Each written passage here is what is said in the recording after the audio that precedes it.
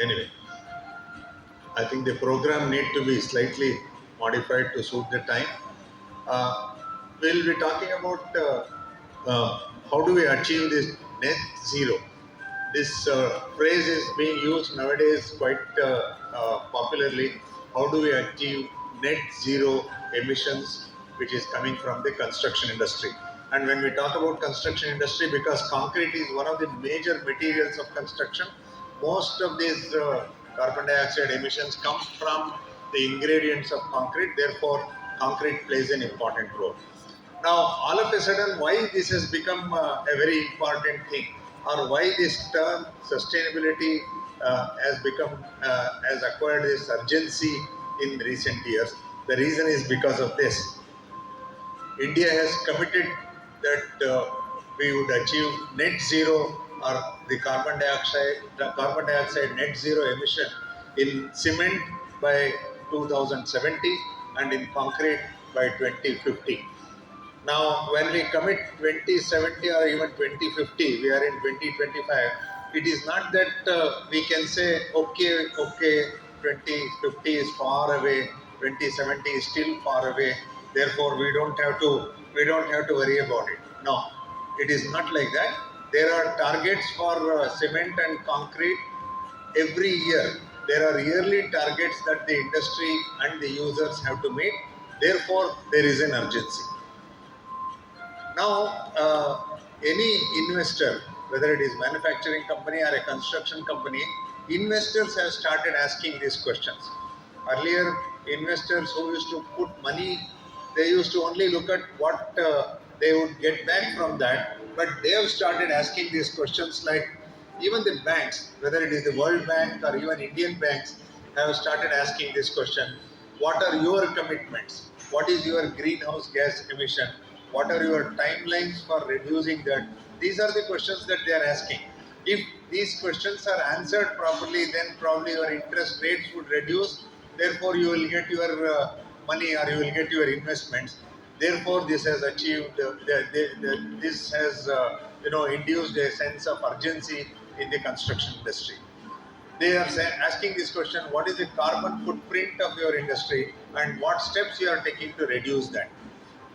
And this other thing that has come up is this carbon border adjustment mechanism, or in simple terms, it is called as the carbon tax regime.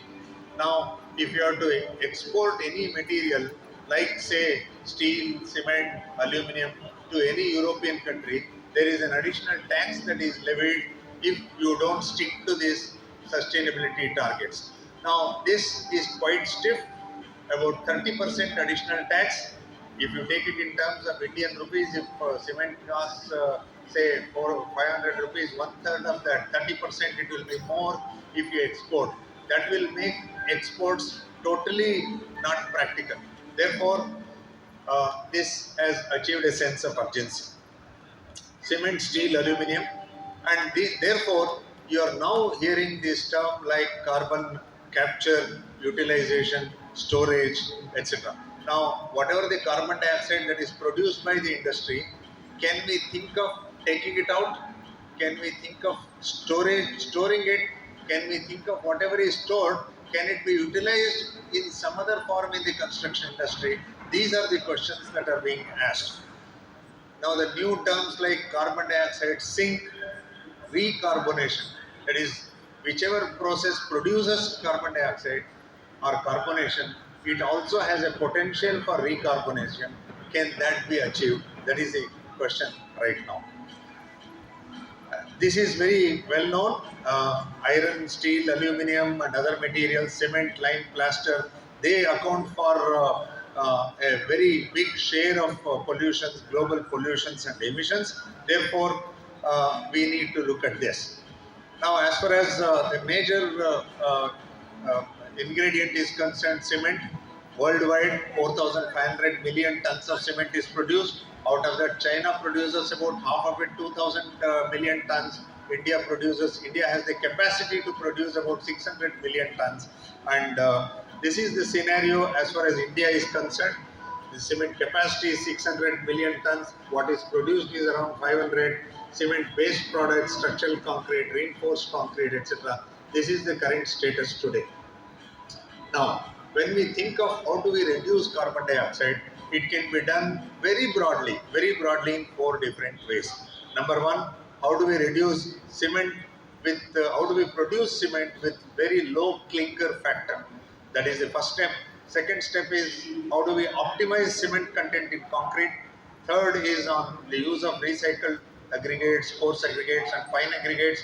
And finally, even our structural analysis and design, the engineers who are involved in the structural analysis and design, they should also think about how do we optimize the structural design. Everyone should join hands, then only this is possible, otherwise it is very difficult. Now let us briefly take each one of them. Let us start from the first one, that is from the cement industry itself. Now we have seen in our textbooks, any book on concrete technology mentions that 1 ton of cement will produce 1 ton of carbon dioxide. But this is an old number which is not updated in most of the textbooks. Even today we read this, but this is the status. Now, in 1995-96, this emission was 1 is to 1.12, 1 ton of cement producing 1.12 tons of carbon dioxide. Whereas after that there has been an improvement. 2017 it came to 0.67. Now it is around 0.5, and by 2032 the target would be 0.46, and by 2050 this will be around 0.35 tons per ton of cement. That means 1 is to 1 has now become 1 is to 0.52, and going ahead it will further reduce. That is as far as cement industry is concerned. How this has been achieved? It is achieved mainly by this clinker substitution. Instead of producing more and more OPC, more and more blended cements are being produced. Therefore, that contributes to reduction in carbon dioxide. And cement industry is today using lot of alternate fuels and raw materials, not just pet coke, even municipal solid waste and so on. Maybe a few years back, some of you may remember Maggie, which had certain undesirable materials in that. About 15 or 18,000 tons of Maggie was ordered to be destroyed. Where was it destroyed? It was destroyed in these cement factories by burning. That was also used as a fuel. So anything which has some calorific value, that will be of use to the cement industry. And improving energy efficiency, renewable energy and waste heat recovery. All of you know that to produce cement, you make clinker at the temperature of 1450 degrees temperature, and from there you bring it back to room temperature. How do we store this energy? This waste heat is stored, and this is recovered and reused for heating the next batch of for making the next batch of clinker.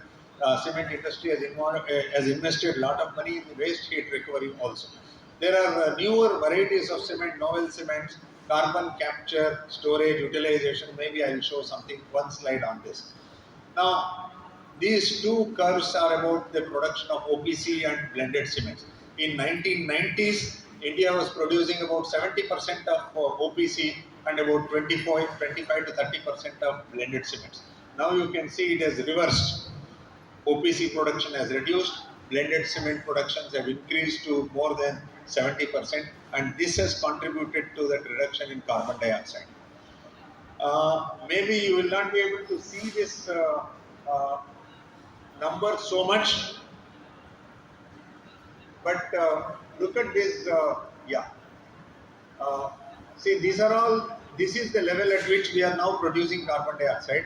This has to come down to zero by 2050.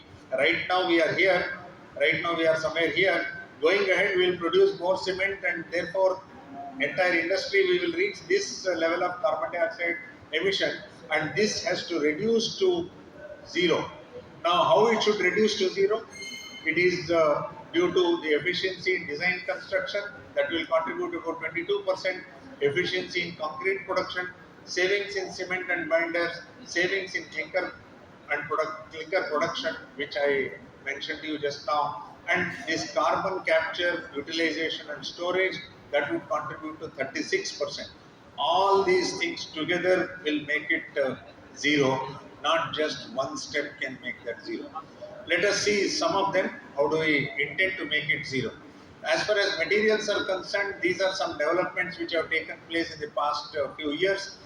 Bureau of Indian Standards has come out with two new varieties of cement. One is the composite cement, which was amended last 2023, 16415, which has a clinker content. OPC clinker content, if you assume that that is 100%, this will reduce to 45%. Therefore, it's a very energy efficiency, carbon dioxide efficient cement, that is composite cement. And it conforms to 43 grade, therefore it can be used wherever 43 grade cements were used. Another variety of cement which has come through BIS is this limestone calcined clay cement, or LC3 cement, which contains a clinker content of 50% or OPC of 55%. That is also a low clinker cement. This is also a 43 grade cement. These are some steps that are taken by Bureau of Indian Standards to reduce this. This slide I have borrowed from Dr. A.K. Chatterjee of Kolkata, where this, see, with cement and concrete, we calculate the strength that we get. Strength is important, durability is important, but going ahead, whatever the carbon dioxide emission, that calculation also becomes important. Now, if it is only OPC, you can say this is for M30 concrete. If you use only OPC, the carbon dioxide equivalent is 292 kg per meter cube. Whereas if you use 30% blended fly ash blended concrete, instead of 292, it will reduce to 228. If you use composite cement or LC3 or external blending, it will reduce to 161, which means carbon dioxide emission will come down by 45%. The days are not far off where every project has to declare what is their carbon dioxide emission reduction in every project. So this will help. Now, just two case studies I will present. One of them was done very long back. This was done in 2004, 21 years back. But today, even today, it is giving an excellent service. This can be one of the ways going ahead to reduce the carbon dioxide emission. High volume fly ash concrete used for the road. This was done for one of the RMC plant approach roads in Miapur in Hyderabad. 50% fly ash and 50% cement, 50-50. This was the road that was made. Now, just look at the last line, 225 kgs of cement, 225 kgs of fly ash, that is 50-50 high volume fly ash concrete, and the strength is quite good. 40 MPa was the design strength, 46 MPa was obtained. Oh, I think it went to the last slide. Sorry. Something got pressed and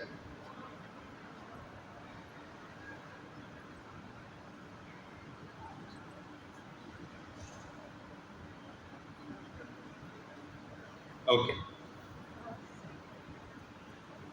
Oh, and got pressed and it went to the last line. So the strength is quite good, and from durability point of view also it is quite good. It is much durable than the other thing. Therefore, going ahead, these are certain things that we should be looking at.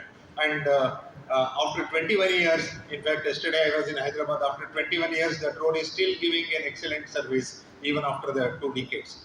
The second example is again another road, concrete road done using LC3 cement, limestone calcined clay cement. This was done in 2008. Right now, LC3 is not produced in India. Maybe going ahead, will produce. Initially, we had produced about 600 tons of this cement, and some check dams are built, roads are built using this. The advantage with LC3 cement is it is comparable with OPC 53, and it can get an early strength. 3-day strength can be up to 70% of the 28-day strength. That is the advantage of this LC3. Now, these are some photographs of construction and curing. Our initial trials showed that admixture requirement is slightly higher, 1.3%. But now, this is the story of 2019. But our chemical admixture companies have worked on this. Now, this admixture content has come back to 0.8% now. Now, after this cement, let us look at how can we optimize cement content in concrete. When we are making concrete, we generally people make a very inefficient use of cement in concrete. They tend whatever I cannot do, replace it with more and more cement. Add more cement, we will get strength. No, not necessarily. So, what does our concrete technology generally talk about? This is what is generally taught. If you look at normal strength concrete, M25, M30 concrete, we manage it with two parameters. One is the cement content and the other is the water cement ratio. Suppose cement content is around 350 kgs and water cement ratio is 0.4 to 0.6, we get M25 to M30. Now if you have to go to the higher concrete strength M50 or M60 MPa, all that you need to do is increase the cement content, reduce the water cement ratio. Therefore, cement content will go to 450 and water cement ratio will come to 0.35 or whatever. Now, if you have to take it further higher and higher and higher, let us say M150 concrete or M200 concrete. Now, today in India, more and more of this variety of concrete is being made. Now, we cannot extend this logic of adding more and more cement and reducing the water content or water cement ratio content indefinitely. We should think of alternate ways of designing our concrete.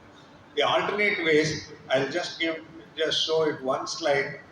In fresh concrete, we should look at the particle size distribution, the particle dispersion, the particle packing, how the particles are packed, and the rheology of concrete, the flow characteristics of concrete. And in the hardened state, we should look at the gel space ratio, binder intensity index, again the particle index, packing density of concrete, and the age and strength optimization. Therefore, in addition to water cement ratio and concrete cement content, these are the factors that we should look at so that we can increase the strength of concrete without increasing the cement content. Now let us come to the third reason, third point, using of recycled coarse aggregates and fine aggregates. Lot of work has been done using alternative aggregates in concrete. I'll highlight just one or two cases for this. India produces a lot of fly ash and bottom ash. Now, if you have a 1000 megawatt thermal power plant, we produce about 800 tons of bottom ash per day.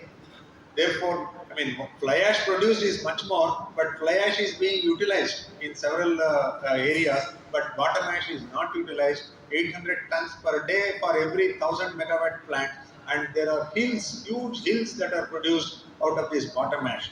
Now, how bottom ash can be used? Yes, this gives the statistics of how much of bottom ash is produced per megawatt of per 1000 megawatt of this, and these are the properties. This bottom ash has some issues. Its specific gravity is less, bulk density is less, and so on. But still, it has a higher water absorption. But still, it can be used. In 2014, Dr. Malik suggested that up to 20-25% bottom ash can be used in fine aggregates. But now, today's very recent experiments have shown that we can go up to 50% replacement. It will reduce the cost of construction also to some extent. You can see here, self-compacting concrete has been produced and a road has been constructed in near Nagpur, Chandrapur, where self-compacting concrete has been produced by Mr. Bongirwar, who is a very well-known concrete technologist and a road engineer, pavement engineer, and the performance of this is very good. And therefore, a presentation has been given to Indian Roads Congress and also BIS on how we can increase the bottom ash consumption as fine aggregates. The recommendation is to increase it up to 50%, if not 100%. 50% sand we can replace it with bottom ash. That will reduce the carbon dioxide emission to a great extent. Similarly, even recycled aggregates can be used as replacement to coarse aggregates. I was telling you about carbon capture, storage, and utilization. Now, during the production of cement, it emits carbon dioxide, whereas during its process of concrete making, and concrete strength gaining, it has the potential to take it back. There is what is known as carbon curing also. Instead of water curing, you can carbon cure it. That is right now theoretical stage. Lot of universities, lot of research is going on this. How we can store and how we can cure. Some very basic experiments have been done where carbon dioxide storage is pumped into the curing of cubes in the system, and you can probably you cannot read the numbers. What you can see is that the second line, the orange color is longer. That means even if you 4 hours cure it with carbon dioxide, 8 hours curing with carbon dioxide, the strength of concrete increases compared to water curing. Therefore, in the coming days, more and more research will be done in this. Almost many IITs are doing research on this. Coming to the fourth one, optimized concrete through efficient mix design.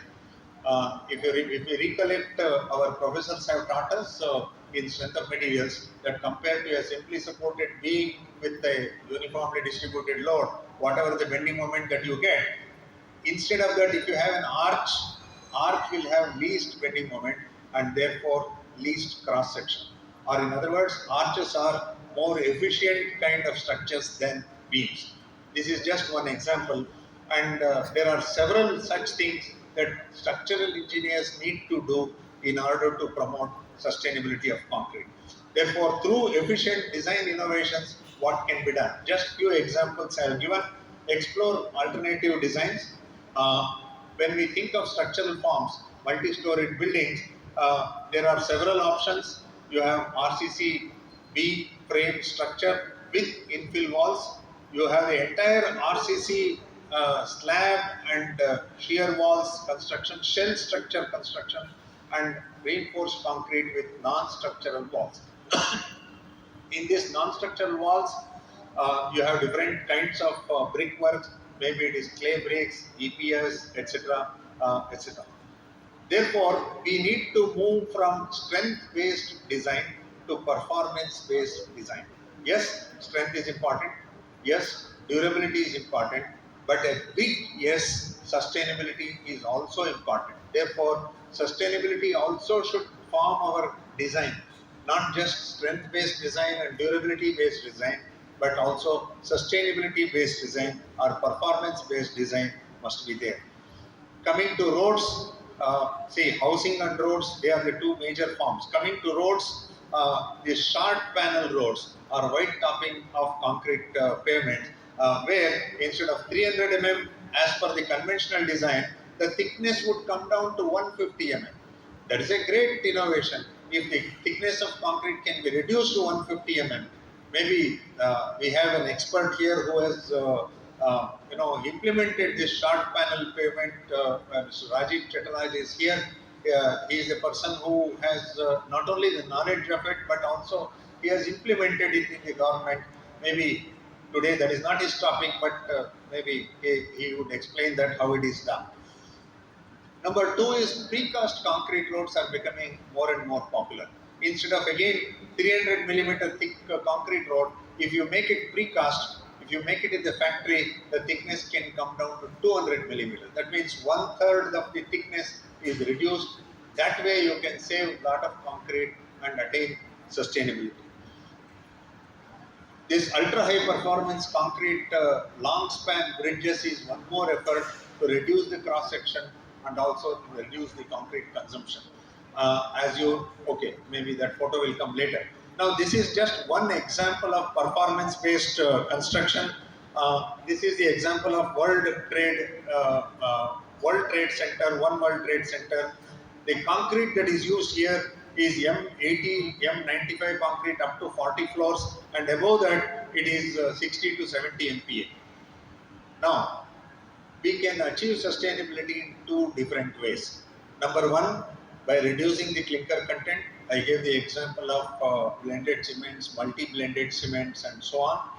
Maybe the blending should increase to about 50%, only 50% clinker and 50% blending. That can reduce the clinker content. Second way of reducing that is not just depending on the 28-day strength, See, concrete can attain higher strength in 56 days, much higher strength in 90 days. If till 90 days the strength achievement is counted, then we can go for optimization. Just as it is done in this case, you can see here the 56 days strength is taken into account. But look at this line. Look at this line, less than 236 kgs of cement per meter cube of concrete. Please note, it is M60 to 70 to 80 and 90 concrete, done with not 450 or 600 kgs of cement, done with only 236 kgs of cement and supplementary cementitious material. It is a possibility, it has been done, and this is the way to do it. Consider the 56 days strength of concrete. Another thing, of course, high performance concrete, where rheology controls the formation. This use of slip form pavers in the construction of concrete pavements, you can get very good quality of concrete, and concrete roads made with this have been serving very well. Uh, I'll not get into this UHPC. All that I want people to focus on is on this. Ultra high performance concrete is nothing but a combination of high strength concrete, self compacting concrete, and fiber reinforced concrete. All three put together is ultra high performance concrete. You can see this in Latur, Maharashtra in Latur. Earlier bridge was this. You can see the short span. The spans are so short, so many piers are there. Whereas this is the high performance concrete, ultra high performance concrete bridge that is newly constructed with M200 concrete. When this was constructed about a few years back, India was not producing M200 concrete. Therefore, what was done was M200 concrete was produced in Malaysia. Precast girders were produced in Malaysia. They were brought to India through sea route to Mumbai, through road to Latur, and they were just erected.